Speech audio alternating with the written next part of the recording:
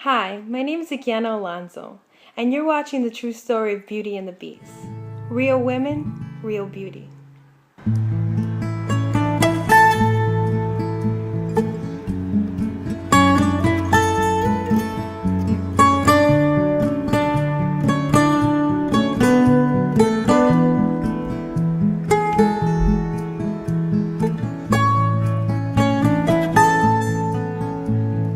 The media plays a big role in our everyday lives. According to eMarketer, the average person spends about 4.5 hours watching television a day. Another 3 hours are spent on the internet, 1.5 hours are spent listening to the radio, another hour on the phone, we have about 30 minutes reading newspapers and magazines, and yet another hour in other forms of media such as billboards and other subliminal messages. That's a shocking 11.5 hours a day of media exposure. It's no wonder that media plays a big role in our everyday lives. Although the limitless and quick access to information may have some positive contributions to society, it has also plagued society with images and advertisements of perfection and status that are highly unrealistic and unattainable to the average person. Women in particular are highly susceptible to the influence of the media. Influence that follows a girl from a tender age and molds their perception of beauty forever.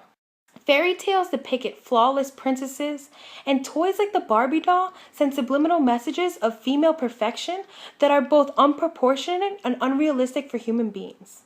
Just look at some of the feedback we got from some of our younger viewers.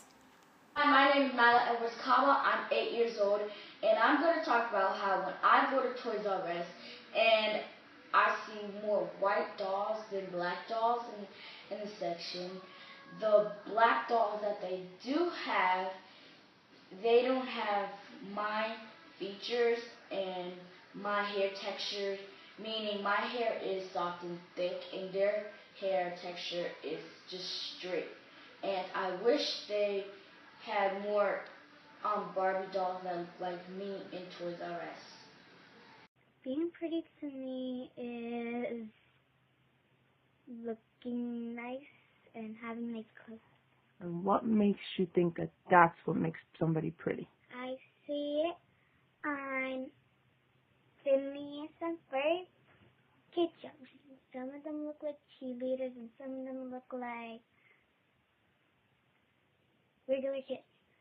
They are skinny, their teeth are white and straight, and no pimples. Sad, huh? That next generation's value of beauty has been so altered to believe that beauty lies within perfection. And it's also sad to see that a child can't see themselves represented in today's media or market. By age 6, girls especially start to concern themselves with their own weight or shape. According to the National Eating Disorder Association, 40 to 60% of elementary school girls ages 6 to 12 are concerned about their weight or becoming too fat.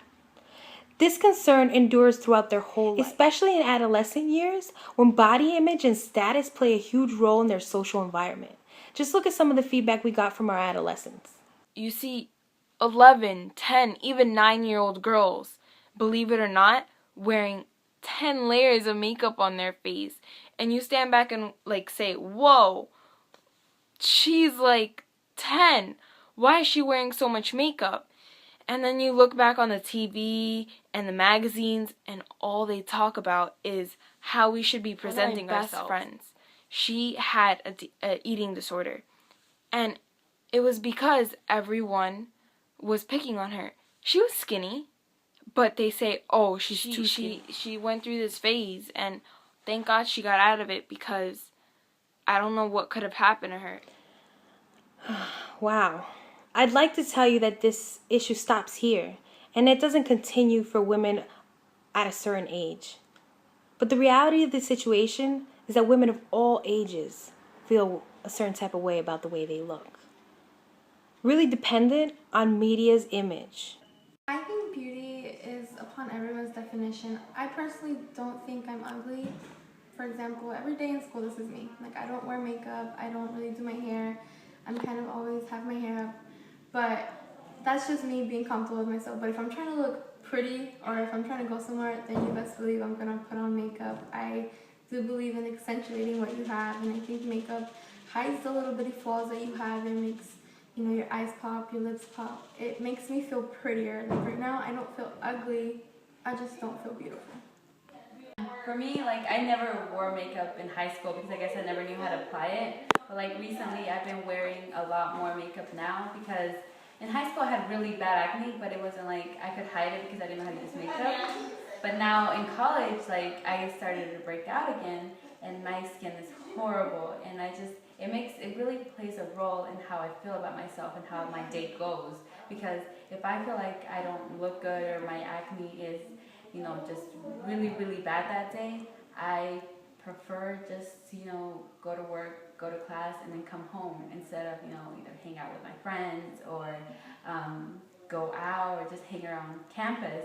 And it's really sad, but I mean, it's true. Like, if I'm not wearing makeup, or if I'm, you know, if I didn't apply anything on, if I just, you know, wake up out of bed, I feel like a monster. Like, I'm like, people would look at me and just kind of like run away because I feel like horrible, and I feel like that's all they're looking at is, you know, my acne, and it's like really, really bad. And I mean, yeah. So I think for a lot of women and girls, there's this sort of sense of, you know, you're never going to be good enough. You're never going to look like the people on the cover of the magazine. You're never going to look like the girls in the ads. For myself, I know that means, you know, I'm never going to have a flat belly, or I'm never going to not have stretch marks. And those are all kind of normal things, but the way that it's portrayed in the media and on television is that if you have those things, you're just not good enough. You're not beautiful enough. You're not sexy enough. You're not this enough. You're not that enough. And I think it really does a disservice to women and girls and their self-esteem that we have this expectation that we have to live up to. And so, you know, we just have to work at telling the advertisers that, no, you know, I am beautiful who I am, and I like who I am, no matter what you may think of it, or no matter what your ideal of beauty is. We're all kind of beautiful in our own way. We have to ask ourselves as women, how do we make a change? The most important change will come within ourselves, by accepting that beauty comes in all shapes and sizes and in different varieties. Media, although that, you know, everybody's like tries to say, oh yeah, I'm confident, oh, I don't go along with what everybody else says. We all do. And like, let's be real, social media saying being a size 2 is accepted, and then you're like, obviously I'm not a size 2. And so that makes me feel like, okay, well, I'm not beautiful. And I don't... They see on a daily basis, let's say, the woman they see every day, their mom or their teacher, those are real women. That's real beauty. But when they see these images that are portrayed so strongly on media, it changes the way they map it in their brains. They think, oh, well, if this is what everyone thinks is beautiful, but I think my mom is beautiful, does that mean I'm thinking about things wrong? Reject media's false image of beauty and be true to yourself. Join us on Friday, December 13th. That's right, Friday the 13th. And let's take the fear out of being you. Join us by spending the day as naturally beautiful as you are. Upload a photo of yourself, your family, your friends on social media and label it #IPledgeNaturalBeauty. And let's be the change that we want to see.